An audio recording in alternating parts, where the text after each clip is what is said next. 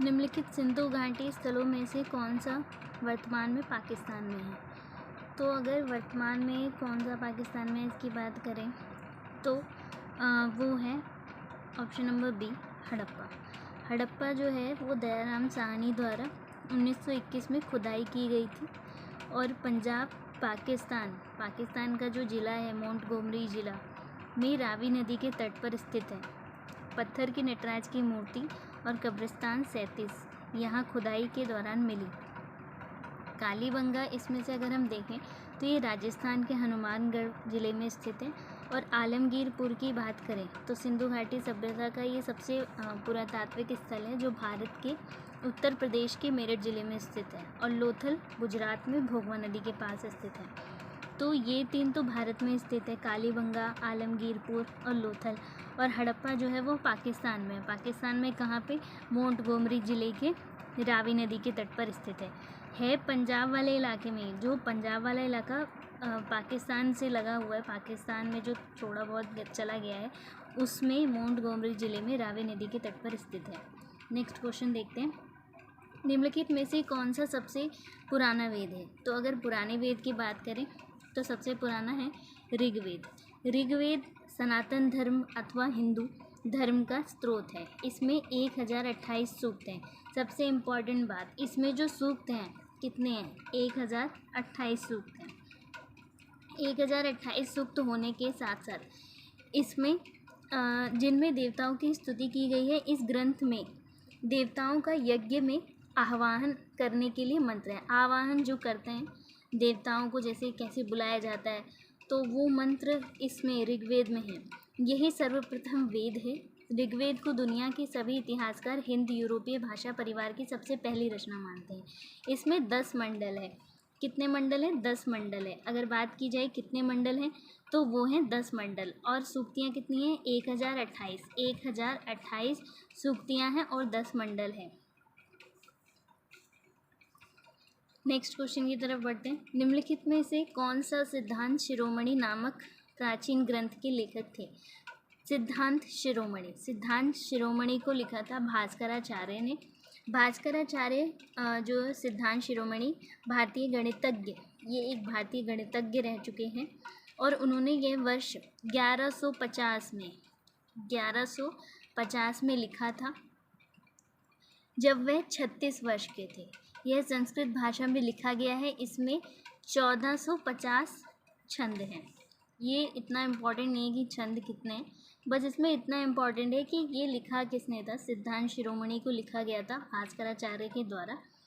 और next question की तरफ बढ़ते हैं। पुष्यभूति वंश के किस राजा को शकलोत्तर पथनाथ के नाम से भी जाना जाता है? तो पुष्यभूति वंश के जो राजा हैं जिनको शकलोत्तर पथनाथ के नाम से जाना जाता है वो है हर्षवर्धन। हर्षवर्धन को शकलोत्तर पथनाथ के नाम से भी जाना जाता है। नेक्स्ट क्वेश्चन की तरफ बढ़ते हैं। औरंगजेब की मृत्यु के समय मराठा नेतृत्व किसके हाथों में था? तो औरंगजेब की जब मृत्यु हो रही थी तब जो मराठा नेतृत्व था वो ताराबाई के हाथ में था। राजा राम की मृत्यु के बाद उसकी पत्नी, जो ये राजा राम हैं, इनकी मृत्यु तब हो चुकी थी जब औरंगजेब की मृत्यु हुई। मतलब उसके समय जब मराठा नेतृत्व सौंपना था तो उसमें राजा राम की मृत्यु हो चुकी थी। और राजा राम की मृत्यु के बाद उसकी पत्नी ताराबाई ने अपने पहले पुत्र करण की मृत्यु के बाद अपने छोटे पुत्र शिवाजी द्वितीय को गद्दी पर बैठाया तथा उसकी संरक्षिका बन गई।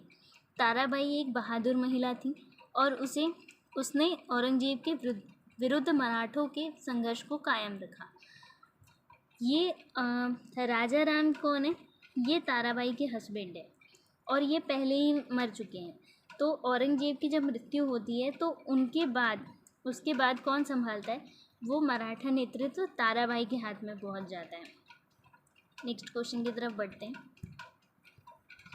न्याय दर्शन के प्रचारक कौन हैं? तो न्याय दर्शन की अगर हम बात करें तो न्याय दर्शन के जो प्रचारक थे वो थे गौतम। ठीक है, गौतम थे। और जैसे कि न्याय दर्शन क्या है? भारत के 6 वैदिक दर्शनों में से एक दर्शन है। इसके प्रवर्तक ऋषि अक्षबाद गौतम हैं। अक्षपाद गौतम इनका पूरा नाम था और यही इनके न्याय दर्शन के प्रचारक थे। नेक्स्ट क्वेश्चन की तरफ बढ़ते हैं।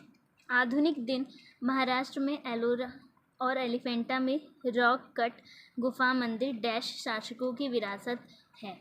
हाँ, एलोरा की जो गुफा है और एलिफेंटा की जो गुफाएं हैं, तो उस पर क्या है कि उस पर रॉक कट कर कर ना एक मंदिर बनाया गया है। तो वो किन किन शासकों की विरासत है? तो अगर बात की जाए तो वो बनाया था राष्ट्रकूटों ने।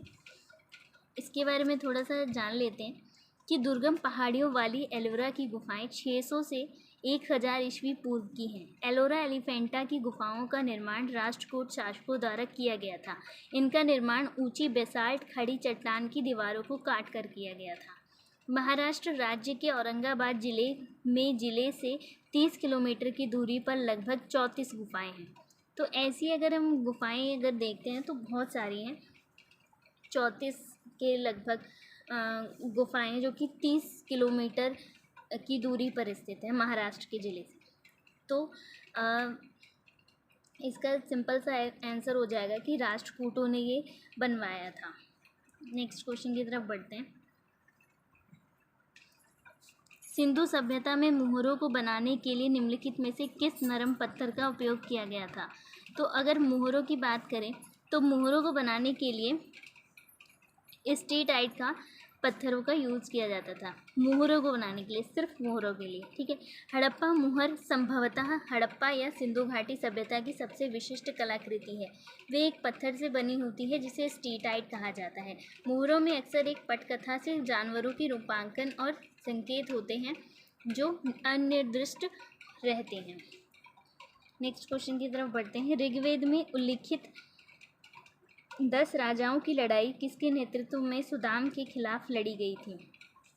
तो जो ऋग्वेद में लड़ाई बताई गई है, दशराग युद्ध या 10 राजाओं का युद्ध या 10 राजन युद्ध, एक युद्ध था जिसका उल्लेख ऋग्वेद के 7वें मंडल में मिलता है।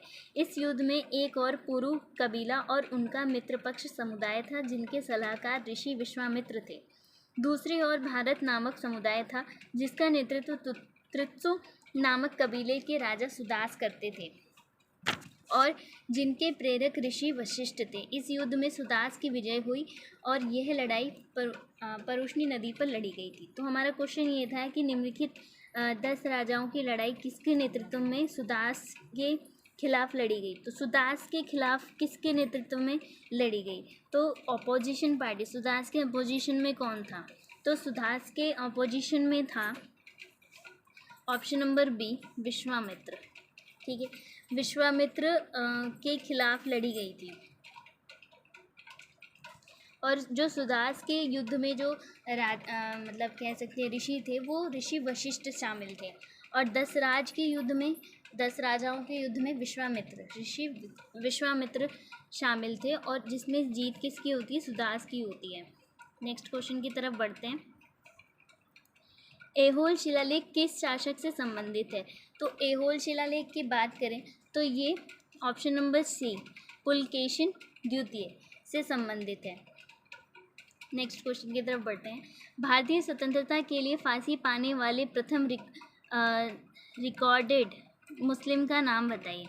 तो ये होगा option number C, Ashfaq Ullah Khan. आज़ादी की इस मतवाले सिपाही को अंग्रेजी हुकूमत ने काकोरी कांड के सिलसिले में 19 दिसंबर 1927 को फैजाबाद जेल में फांसी दे दी गई थी। तो ये जो फांसी पाने वाले प्रथम मुस्लिम जो थे वो थे अशफाक उल्ला खान। ये सबसे इम्पॉर्टेंट क्वेश्चन है, ये कई बार पूछा है बीपीएससी ने कि सबसे पहले मुस्लिम कौन थे जिनको फांसी लगी थी? तो वो थे अशफाक उल्ला खान। नेक्स्ट क्वेश्चन की तरफ बढ़ते हैं। निम्नलिखित में से कौन सा कारक अकबर को एक राष्ट्रवादी के रूप में स्थापित करने के लिए अनुकूल नहीं है? अगर एक राष्ट्रवादी के रूप में स्थापित करने के लिए कौन सा अनुकूल नहीं है, देखते हैं। अकबर ने इस्लाम त्याग दिया था कानून में। ये तो पहला ही गलत लग रहा है कि अकबर ने इस्लाम त्याग दिया था, ये क्या मतलब, इस बात का क्या मतलब होता है? और कानून में प्रशासनिक एकता और सांस्कृतिक एकता में अकबर का प्रयास, अकबर को धार्मिक नीति, उपरोक्त में से कोई नहीं उपरोक्त में से एक से अधिक। तो इसमें जो कौन सा कारक ठीक नहीं लग रहा वो ये है कि अकबर ने इस्लाम त्याग दिया था। ऐसा नहीं था, अकबर ने इस्लाम नहीं त्यागा था। अकबर ज़रूर मतलब सपोर्ट करता था बाकी धर्मों के लोगों को, पर इसका मतलब ये नहीं कि वो इस्लाम त्याग दिया था उसने। नेक्स्ट पढ़ते हैं। कालानुक्रमिक रूप से भारत आने वाले यात्रियों की निम्न यात्राओं की व्यवस्था कीजिए। तो देखते हैं कौन सबसे पहले आया था। Fahien Alberuni, Marco Polo, Duarte Barbosa.